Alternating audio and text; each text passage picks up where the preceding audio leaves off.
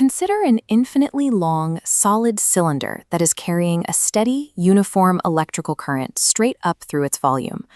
We define the boundary of this system by its radius, capital R. The electrical current flows evenly through this entire cross-section, rather than merely traveling along the surface. This chart shows the empirical magnetic field profile created by that flow. If we plot the magnetic field strength B against the radial distance from the center, R, we observe two distinct behaviors. The field starts at 0 in the center and grows in a straight line until it reaches its absolute peak right at the surface, where little r equals big R.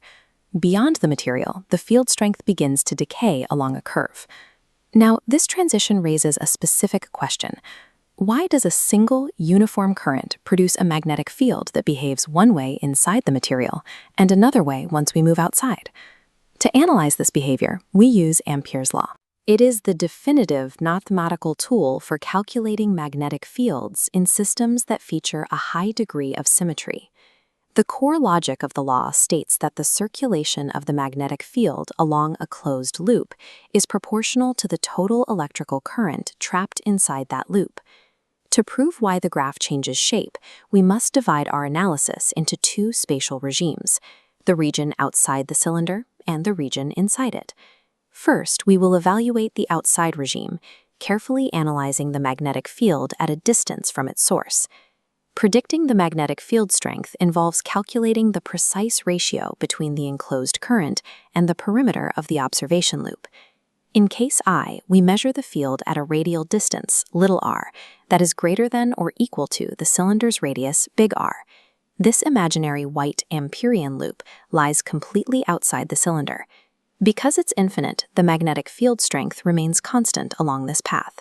This symmetry reduces the left side of Ampere's equation to the field, B, multiplied by the circumference, 2 pi r. Next, we examine the right side for the enclosed current, I sub e.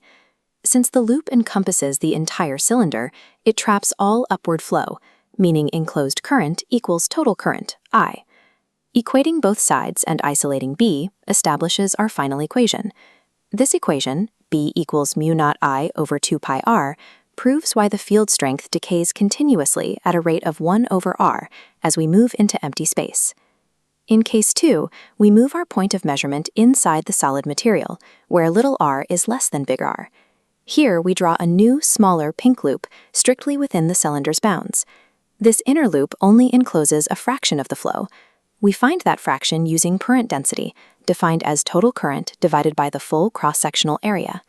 Calculating the internal magnetic field requires treating the current as a continuous fluid and determining how much of it flows through our specific subarea. The next step is calculating the exact value for the enclosed current, I sub e, for our internal loop. The enclosed current equals current density, J, multiplied by the area of our small loop, pi r squared.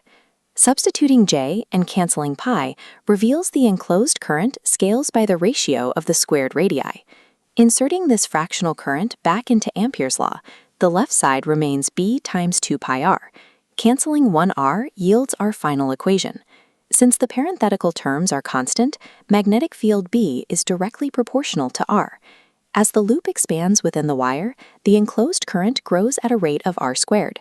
This mathematically outpaces the growth of the loop's perimeter, resulting in a net linear increase in the magnetic field.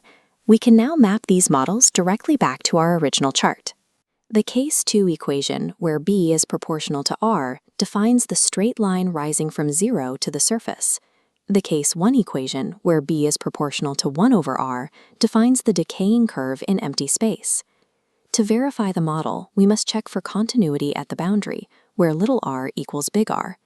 Substituting big R into the internal case 2 equation yields a peak surface value of mu naught I over 2 pi r. Substituting big R into the external case 1 equation yields the exact same value. Since both equations reach the same peak, we have proven that the magnetic field is a continuous physical phenomenon without abrupt breaks at the material surface. Ampere's law allows us to model magnetic fields in symmetric current distributions with mathematical certainty. Current density serves as the necessary bridge for calculating the specific fractions of current that drive internal fields. The profile of the field is determined by the competition between the growth of the enclosed area and the growth of the perimeter. The resulting magnetic field is not an arbitrary force, but a predictable consequence of geometry and enclosure.